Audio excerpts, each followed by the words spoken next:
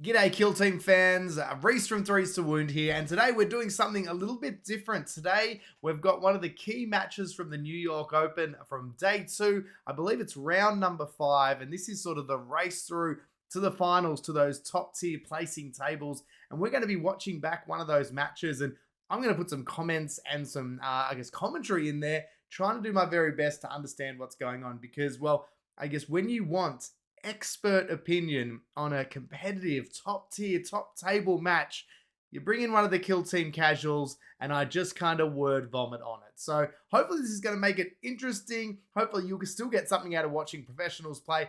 I might even have an insight, one, maybe two, who knows? I'm going to do my best. Today we've got Adrian. He's going to be running the Intercession Kill Team, a big favorite in the competitive scene, a very, very good team, lots of wounds, very killy. They do a lot of stuff very well versus the Hunter Clade of Liam. So the AdMech on the other side of the table. I think this is going to be a really, really cool matchup. Let's have a quick look at the setup they'll be playing today. Today's mission is one from the Critical Operations Gallo Dark mission pack. We're playing mission 3.2 Vault Plunder. The mission rules: operatives can perform the following mission action: power down for 1 AP. An operative can perform this mission action while within triangle of a conduit objective marker it controls. Remove that objective marker from the kill zone. The mission objective: each time a friendly operative performs the power down mission action, they score 1 VP. At the end of the battle, for each Vault objective marker friendly operatives control, you score 2 victory points for each of its conduit objective markers that have been removed from the kill zone. Note that if none of its conduit objective markers have been removed from the kill zone, you score 0 VP for the Vault objective marker. So an interesting setup here. You can see the 2 deployments in the corners there, and you can see both have access early onto those 2 conduits. There's a little bit of strategy about when and if you deactivate those, I guess banking on the fact if you're going to control those central vault rooms by the end of the game. Could be some shadiness and sneakiness when and if you will deactivate them, making sure you can stop your opponent scoring as much as making sure you can. Very much an escalating hostilities type match here, in the sense that getting those conduits earlier, which are on the outer part of the battlefield, that's going to be key before setting up later in the game to capture those vaults. Let's head down to the battlefield now and check out the guys they're setting up and see what their teams are.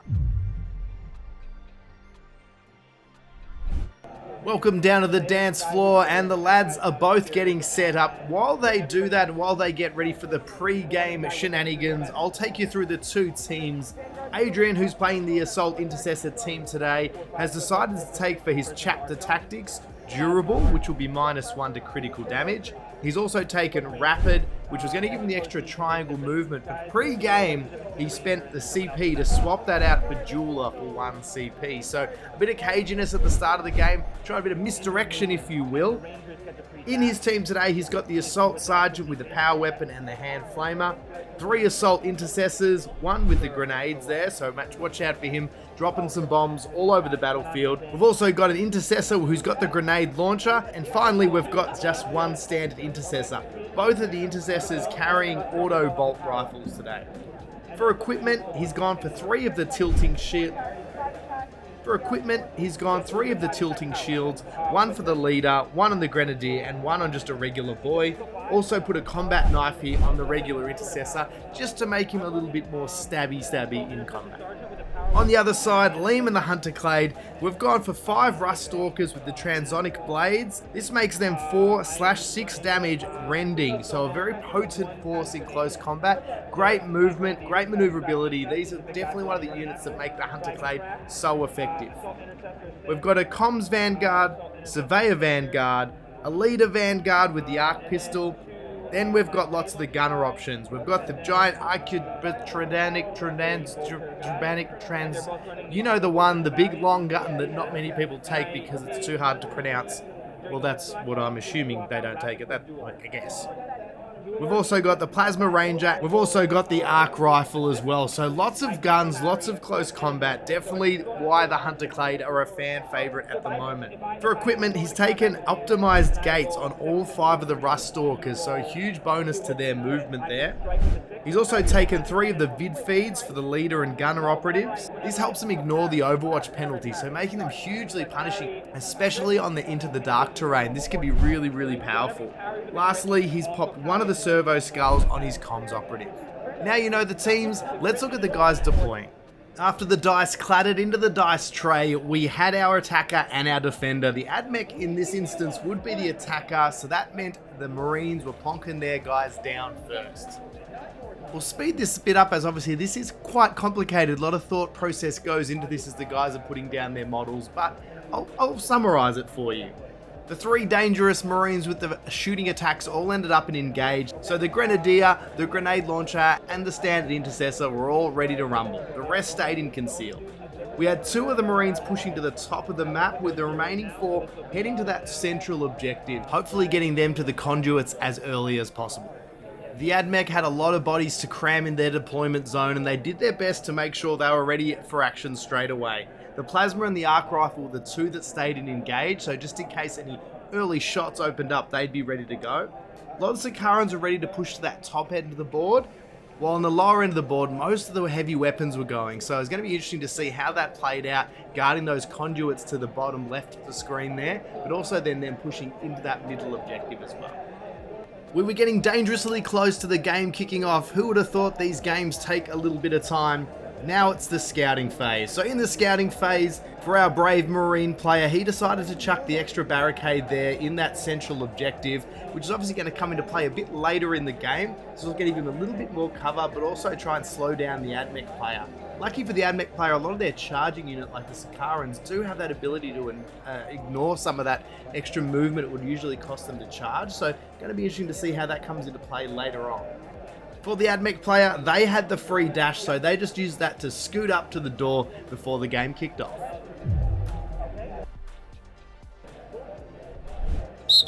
Well, there we've heard it. It's the official kill team start of game whistle. That means it's game on, moles. The AdMech player has generously deferred to the Marines here, giving them the opportunity to have the first activation. For the rest of the housekeeping for the strategy phase, the Marines aren't playing any ploys, keeping their CP in their little CP wallet to use later in the game. For the AdMech, they're moving into the Bulwark Imperative for this turning point. They've also revealed the TAC Ops Calculated Eradication, Triangulate, and Assassination Order. So they're going to put that on the gunner operative of the Marines, hoping to score them some victory points later in the game. Very big opening strategy phase for the AdMech, a little quiet one for the Marines. Measuring tools flew all over the table as the first activation began. Here we see the Grenadier moving up to the doorway, opening it, and then dashing away into some cover. The AdMech kicked off the game by getting one of their TAC Ops started, using one of their Sakarans to do Triangulate before moving them up the board.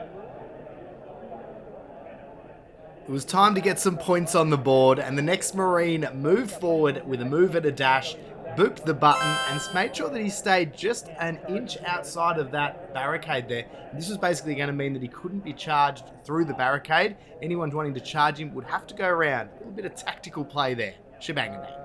The second of the Rust Stalkers joined his teammate at the door, opened it up, and then made sure that he scuttled back into cover. I'm assuming they scuttle. They definitely look like scuttles. For the next activation, one of the Assault Marines runs down the hallway, setting himself up to open that door at a later point.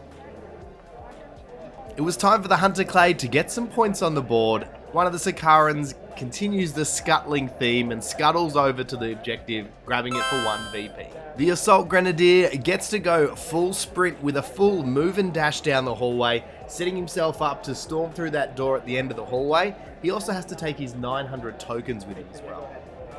The AdMech Alpha heads over to where those Sakarans are milling around that doorway and joins the party. The Marine Gunner, who is the target of that assassination order, hence the beautiful yellow hula hoop he's wearing, he decides to run forward, grab some cover, and while he's there, boops the button for another point for the Marines.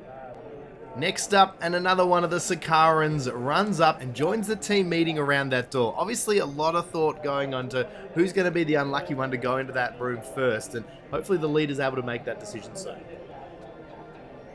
This would be the Marines' last activation for turning point 1, and the assault leader just runs forward, getting ready to storm through one of those doorways, potentially into that middle room there in the next turning point.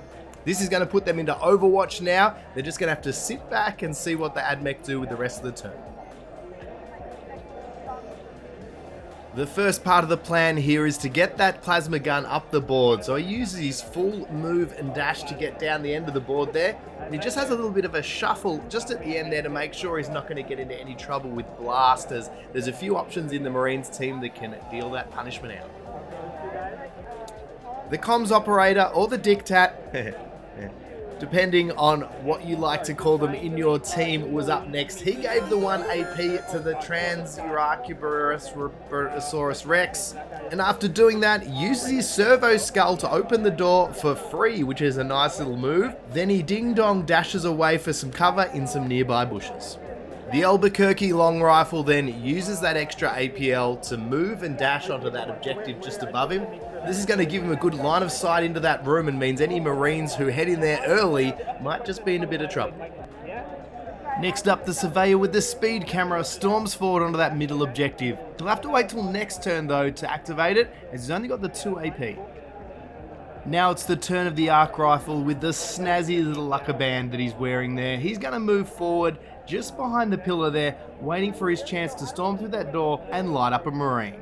It's the final move of the turn for the AdMech, and this Sakaran here was pretty much running out of space to go, so he's just going to snuggle up with his other friends over against the wall there, waiting to cause some mischief next turn, hiding in conceal for now.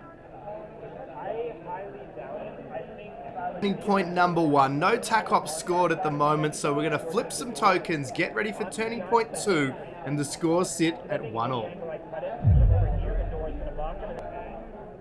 We're going to roll off for the start of the turn. It's the AdMech who take the initiative, rolling the big 6, so that's a crit on your initiative, so no way to knock that back.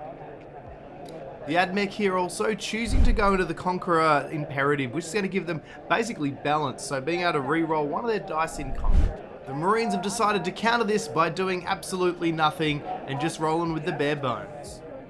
The AdMech, seeing this ballsy move of saving their CP, decided to double down, spending his CP on accelerant agents, making their operatives even more dangerous. Liam starting a little bit shaky here with a move he was wanting to do with his comms operative actually not available to him, so he's having to think on the fly, change up his moves. In the end, he's just sent one of his Sakarans to look at the wall for this turn and had to take a good hard look at himself.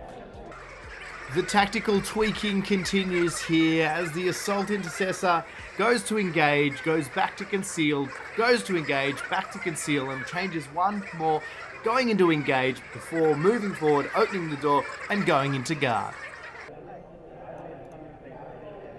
The tactical mind games continue, and after some umming and ahhing, Liam's decided here to activate his speed camera operative on the objective and claim the point while he still has the chance. He then does just a little cheeky truffle shuffle just to make sure he's back far enough to not be charged this turn. The Assault Intercessor Marine leader at the top of the board there just moved his left leg slightly, allowing it to open up his charge range a little bit more at the top of the board, making him a bit of an interesting threat, making it that he can counter if any of the AdMech models move up into the top section. Clearly intimidated by that slight shuffle of the left leg up the top there, one of the Sakarans decides to stay in safety and passes. The veteran move here by Adrian. As you can see, he's brought a little spare model there that he's using to get his firing lines and his obscuring distances right before he actually makes the hazardous move of moving one of your own models. I like a little bit cagey, making sure that he can move his operative to the correct spot, go on guard and cause some ruckus here or some upset the plans of the AdMech. Countering this veteran move with a veteran move of his own, now we get another pass from the Sakarans. Cagey. I'll see your KG and raise you more KG now, as the gunner for the Intercession assault team here moves back from both the doorways and sits right in the middle of those two hallways there, giving him interesting firing lines. There's some doors that could be opened, opening up new possibilities. So good way to maximize his offensive output, also putting him on guard. So, putting the pressure back on the AdMech player right there. The AdMech kick off this activation by grabbing their comms guy. He gives an AP to the arc rifle. He then does a hop, skip and jump around to the other side of the Zakaran to get into the flow of the battle near that doorway. A lot of the play in this turn we can see is really setting us up for a big turn 3. We've just got another slight move and then a pass from the Intercession team here. Definitely just getting that positioning right, making sure they can score big towards the end of the game. The Plasma Gunner now for the AdMech moves up, guarding that doorway there. He's going to have to wait till next turn to be able to get into the action, but when he does, it could be devastating.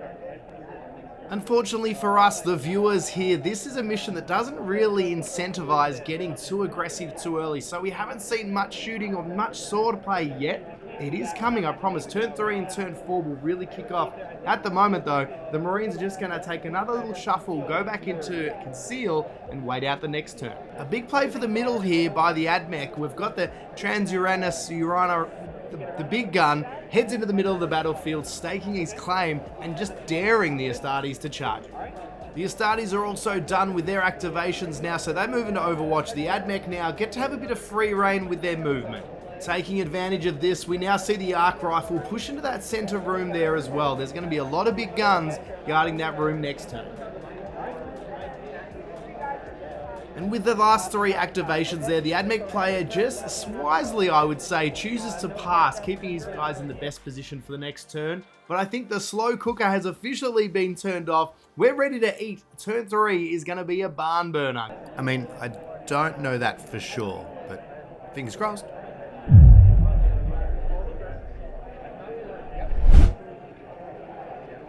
The dice cladded into the dice tray, which has been a rarity so far, but this time just initiative. Adrian and the Intercession assault team take it out here. This gives Adrian the choice, and he's decided to defer to the AdMech, knowing that he's got less activations. This is not a bad play here. It's really going to start to draw the AdMech out and, limit the uses of things like guard and Overwatch. A very active command phase here from both players. They're both sitting on 4 CP each at the moment, so I haven't spent many. They haven't really had much to spend it on, as the combat has been, well, stagnant or non-existent so far. The AdMech chose to go into the Protected Doctrine, which this basically means if they shoot, miss on 2 or more dice, they can re-roll one of those. The Marines countered this, going into the Tactical Doctrine, so getting 1 free re-roll as long as they're within 6 inches of their target on their bolt weapons. And lastly, the AdMech then used the Accelerator Agents again, which turns those Sakarans into real blenders in combat, giving them the ability to fight twice. Our players are up against it here with the time, so we're going to see the moves happening thick and fast here. The AdMech jumps straight into it, grabbing their comms guy, shuffling him into the doorway. He then passes an APL to the Surveyor, hoping to finally get into that corner for triangulate. Well, that's my assumption. Then, in an absolute use of cold machine logic, he's used the Surveyor skull there to close that door for free. That's cold, that poor Surveyor. Well, as if that poor guy's day couldn't get any worse, the Space Marines weren't slow to jump on this opportunity, running forward to throw a grenade right in his face hole. The Grenadier had to make an interesting choice here. If he got too close to that Vanguard operative, he was basically going to get rad saturation, which was going to mean he was treated as injured while shooting. But if he moved a little bit further back, well, now the Vanguard was actually going to get the cover save. He's decided to basically give him that cover save, which I think is the right choice. Has a bit of AP on here. It's going to do the most damage, I reckon. The dice hit the tray, and once the re-rolls were done, the Marines had managed to get 1 crit and 2 hits. For the AdMech, they had 1 save for cover and managed to block the crit here as well. That meant just 4 damage going through to that Surveyor. Maybe his day wasn't so bad. I'd love a good underdog story. We get a lot of serious measuring here as the Marine is now trying to block that Surveyor from being able to get to the corner for triangulate. That'll obviously get them a victory point. There's a bit of conversation here, a bit of caginess going on from Liam. He knows something that his opponent doesn't know about being able to get there. So after a little back and forth, some good gentlemanly, gameplay here, the guys come to an agreement. The Marine ends up just shuffling onto that objective.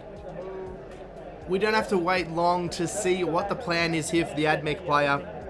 They use Motive Force Vitality to heal D3 wounds on that operative, which basically takes him to the uninjured state, reinstating his full move and allowing him to shuffle, or no longer limp, I guess, to that corner, gaining him 1 VP for triangulate. The Marines, still ruining that crack grenade, not taking out that surveyor, have now decided to abandon that edge of the board. They're going to concentrate on these middle objectives because, hey, that's where the points are. To this end, he grabs one of the assault intercessors and moves him back towards the doorway, just outside that room with the transmute gun big guy and the arc rifle. In nearly a mirror of this move, one of the Sakarans does the same, stays in conceal, moves up into the doorway just outside the opposite edge of that room, waiting for next turn.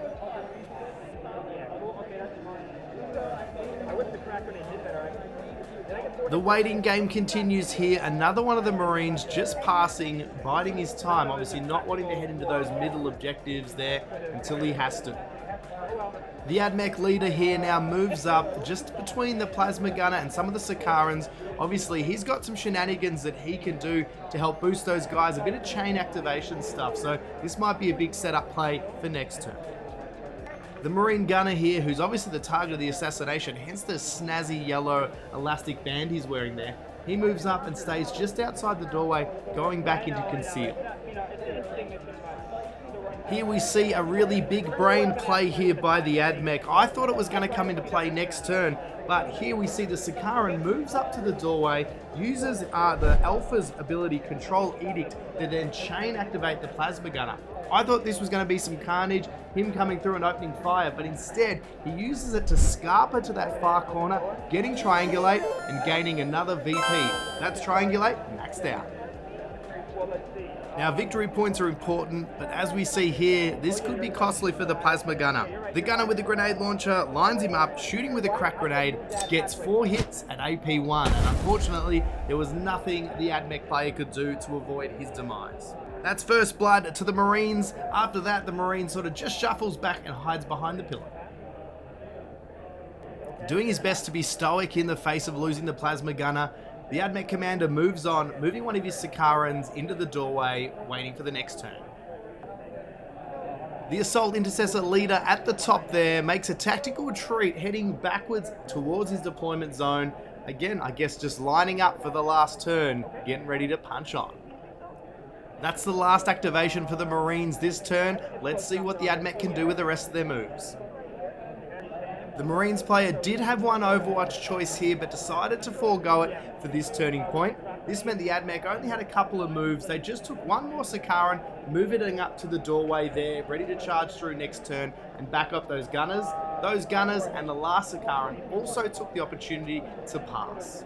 An interesting choice there to not go into the Overwatch. There's obviously something happening there, possibly with some TAC ops, so we'll have to see what happens in turning point 4 with that. That does bring up the end of the turn. We're going to flip those tokens and head into what I'm assuming is going to be an absolute bloodbath in turning point 4. Well, here we go. Welcome to turning point 4, or as I like to call it, the big shebang-a-bang. Stuff is about to go down. Both our opponents have spent 3 turns just getting ready for this moment. Both players now sitting on 4 CP, and it is currently 2 victory points to 4 in favour of the AdMech. The Marines really got to get a wriggle on in this last turn to make sure that they can close that gap. I am quietly confident though. I think they've got a few of their TAC ops set up here to score, so let's jump in and see. We go back and forth here now, deciding which strategic ploys to play. First off, the AdMech have chosen to use the Aggressor Doctrine. This is going to give them a little bit of extra movement, which could be really, really crucial. The Marines have decided to use the Tactical Doctrine for 1 CP. A pass from the AdMech, followed by and they shall know no fear for the Space Marines, basically meaning they can ignore a lot of modifiers. Lastly, the AdMech are using Martial Protocol. This is going to help and buff up those Vanguard and Ranger operatives as they push up for the objectives. A smart play here. The AdMech will have the initiative here, so let's get to their first move. Here, they're just trying to lock down that middle objective. They activate the arc rifle, put him on guard, and that's really going to put some heavy firepower on that doorway if any of those Marines are brave enough to step through. Now we see why the Grenadier didn't overwatch the Surveyor last turn, as he takes this opportunity to charge in, and with a single crit takes him out. This also gives them their first point for Robin Ransom. It also highlighted here the smart use of "and they shall know no fear," which basically lets you ignore all modifiers to your APL or your operative being treated as injured. The rad saturation that Vanguard would have put onto him meant that the Marine was hitting at full punchiness for this combat. The Marine then just dashes to the wall. Next up, the AdMech Commander here, I think just buying a bit of time, trying to force the Marines to spend some more of their activations, decides to activate the comms operative. He gets to open the door there for free because of his servo skull, takes aim at the Grenadier there. He gets 4 hits, 2 get blocked, so that's 4 damage total onto the Marine, 10 wounds left. Now we get ready for some rock'em sock'em robots here, as the Assault Intercessor, who'd been waiting in the doorway there, flung it open and actually multi-charged both the gunner operatives here, landing right smack bang in the middle of them. An interesting choice, as there is the arc rifle there who is on guard, so he's going to get to do a point blank overwatch before the combat resumes. So let's see how that cracks out.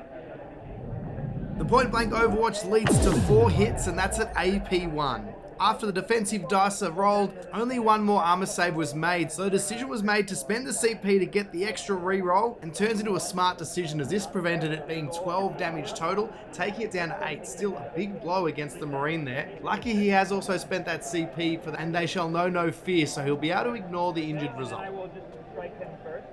Bit of discussion here too, going into the combat. Originally, our Marines player thought he had 2 attacks, but of course he'd spent 1 of his AP to open the door before he charged in. So there was a bit of tossing and turning here over who he was going to put his attacks into. One of the benefits of exactly where he'd landed, he was going to actually make it very, very difficult for the Sakarans to get into the room because of the size of their base. So this was a pretty big decision.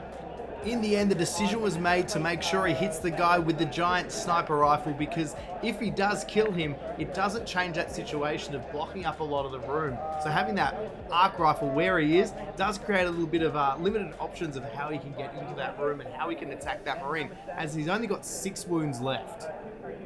The combat ends up being short and sweet as the Marine crits the arquebus for 5, and then takes 1 small bonk to the head, taking off only 2 damage because of the crit modifier he's got due to durable. He then finishes off the brave AdMech warrior, standing there with just a few wounds left remaining. After a little bit of finagling, they were actually able to fit one of the Sakarans in, and he charges bravely straight into that Assault Marine, hoping to take off the last of his wounds. It was a pretty easy roll for the Sakaran here. He only needed either a hit or a crit to go through, and he got it. Goodbye, Marine. After this happened though, there was a little bit going on with that middle objective, a little bit of toing and froing between our 2 intrepid battlers, wondering if they were going to be able to get another Sakaran or another model onto that middle objective.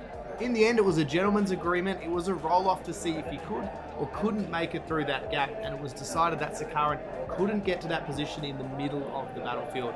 Was that going to be a huge thing to the end of the game? Was it going to come down to that roll-off? Well, we'll have to wait and find out. Time for the Marines to get the murder machine going. Their Intercessor Marine moves into the middle and lines up the Arc Gunner with his first fusillade. After a clutch CP reroll here, the AdMech player was actually able to keep the arc rifle alive, but it did just mean the Marine was going to shoot a second time into him, finishing him off.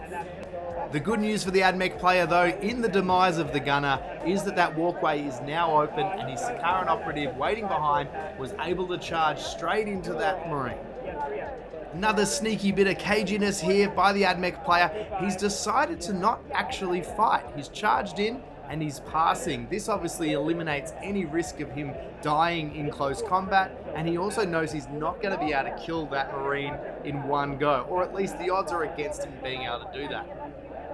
Initially, the thought crossed his mind going for the tack-off, which would have got him the points for killing that Marine, but he can't get it because it's the 4th turning point. So unfortunately, those points will go begging. But hey, at the end of the day, you control that objective with 2 operatives to 1. The Intercession team wisely forgets about that room for the moment and concentrates on the other objective just above it. The leader storms in there, gets his foot on the objective, staying back a little bit from the barricade so the other operatives will have to come at him. He also goes on guard, so a bit of close combat fisticuffs if they do. The tension was building now on that second main objective. one of the Sakaran operatives was not sure if he wanted to charge in and take the guard action, which meant that he was going to have to fight second. It means he was going to take that hit first, and he might not survive to get into a second round of combat. In the end, though, he decided to brave it and charge straight into the Marine, but unfortunately for him, took an absolute walloping as the Marine managed to get 2 crits and really laid down the smackdown. That was a big blow to the AdMech there. The guy having an absolute stinker on the roll, but the Marines wasted no time getting straight into the next activation, grabbing the gunner, moving him next to the leader operative and setting him on guard. Basically really daring the AdMech to come and try and take this objective off. There was only a few activations left in the game. Time was ticking away from the AdMech here, and they made the strong decision here to charge into that gunner operative. Interestingly, the Marine player here decides not to point blank Overwatch, but to take the close combat and see where he can take it from there. The combat was vicious, and surprisingly, it was the Intercessor Marine who actually came out better in this contest. He took 5 damage and knocked the Sakaran down to just 1 wound left. This wasn't actually that much of a bad thing for the AdMech player though, as because that Sakaran had survived, he was actually blocking the last activation or the last Marine who can now no longer get onto that objective. So not a bad move at all there. Well, me thinking that was a good move was short-lived, as because he only had the 1 wound left and he was still actually within range of the doorway, the Marine was actually able to punch him through a doorway fight, killing him anyway, and then moving up onto the objective. I mean, what would I know? Nothing. That pretty much locked up that objective for the Marines, with 2 Marines sitting on there on guard as well. The last 2 AdMech operatives just decided to pass, basically, because, hey, they didn't want to die, and that's fair enough. It wasn't going to get them any victory points. It also mitigated the risk of the AdMech giving away any points through their operatives being slain. So it was time to tally the points, and there was really no big changes to the points. The only extra point coming in was obviously Rob and Ransack going to the Marines player, and then both holding a central objective each. So, believe it or not, this meant the game was a draw. Big surprise. I mean, an interesting format to this game. But let's head back to me in the studio for a little bit of a breakdown and a wrap-up. So there you have it, guys, a draw at the end of the day. That's really not the result I was expecting. I thought there was a few different things that could have really set that game to go a different way. Both players played it really well, and it was an interesting setup that, as you saw, really led to there being a lot of standing by and waiting and subtle positioning that built to that last turn. So an exciting match, an interesting match. I hope you enjoyed hearing me waffle over the top of it. I hope it helped make it interesting. Maybe even you learned something. Who knows? Not from me, obviously the players that were playing. But enjoy, guys. We'll be back again, hopefully sometime in the future, maybe talking over more games that I'm not good enough to play myself. Isn't that the best thing? When you can't play, you just talk and criticize.